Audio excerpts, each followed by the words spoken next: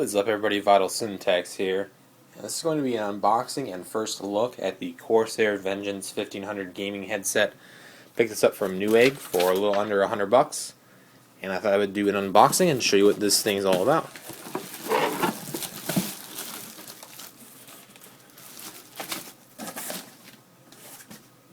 So Corsair has recently ventured into the PC peripheral market.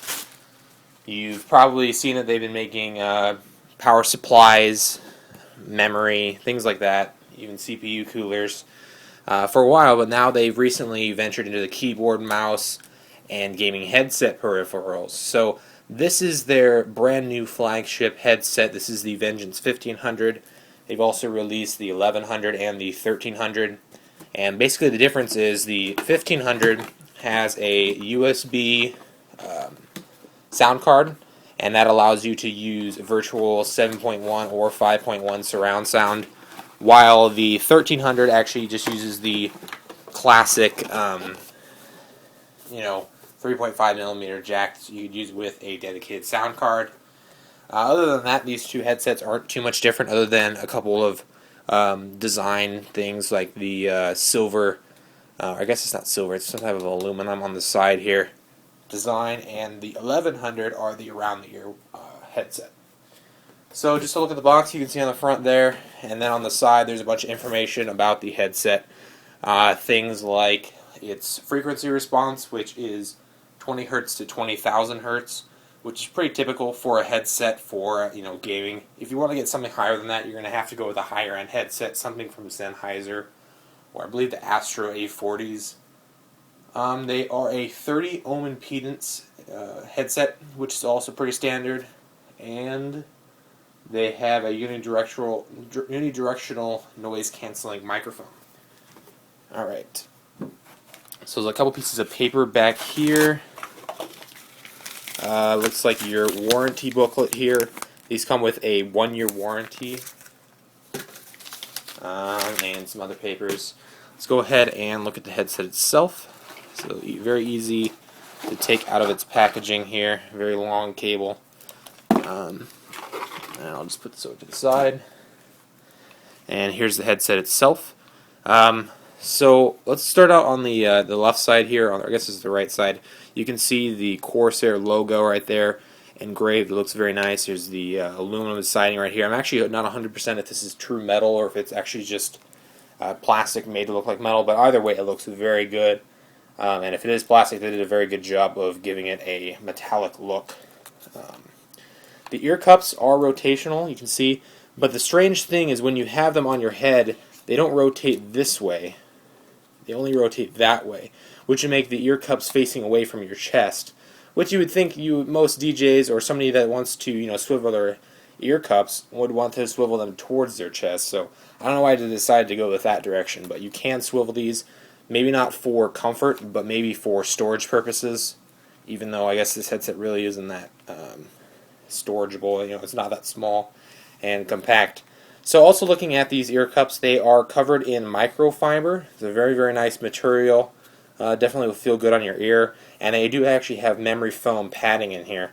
You can see when I squeeze them out, it takes a couple seconds for it to decompress. This is a closed back ear cup. So there's no air pockets, there's no holes. Basically, this will allow you to have better bass response.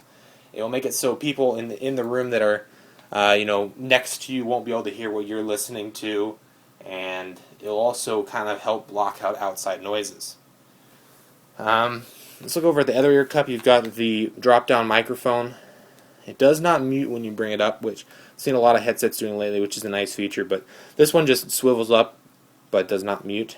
It goes down like that, and you can also flex it back and forth like this to whatever you're liking. The entire thing is made of a flexible rubber, so you won't have any issues with getting it to the exact location that you want.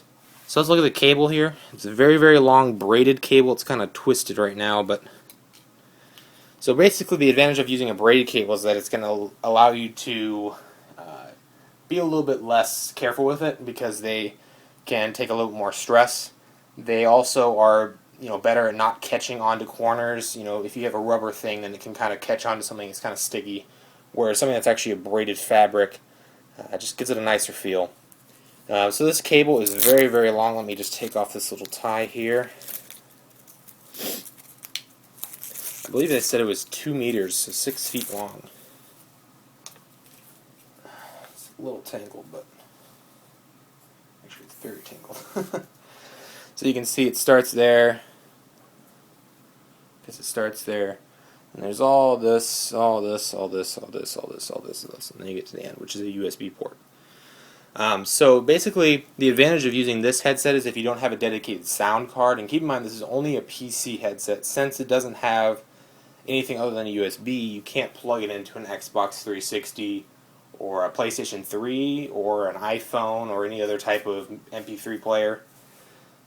So the advantage is that if you have a PC without a dedicated sound card like me, because those dedicated sound cards, if you get a nice one, can be $100 to $200, this will give you at least somewhat good audio, definitely better audio than your onboard sound card. Also, there's an inline controller here, which is always nice. It's nice and light. These do light up blue, both of these buttons, and you have a microphone mute and volume down and volume up. One thing I noticed that was kind of strange is that when you have the headset on like this, that the up volume is at the bottom and the down volume is at the top. You would think they'd be the other way around. Just it'd be a little more intuitive, but it doesn't really matter too much. Up on the top there is quite a bit of padding here. I don't know, it doesn't feel like memory foam, but it is nice and padded there. They are quite flexible, and you can also extend these ear cups. 1, 2, 3, 4, 5, 6 slots to fit a slightly larger head. One thing I noticed is that when you pull these ear cups out, they don't really rotate that much. I mean, they just wobble back and forth a tad bit. You can see the connection right there is kind of slim. So that means that when you're putting it around your head, you kind of have to pull these like super far apart, which I don't know. I don't know if it's going to be too comfortable or if it's going to be a little bit too tight. I'll have to talk about that in my full review once I've used it for a week or so. So yeah, that's basically my unboxing and first look at the Corsair Vengeance 1500 gaming headset.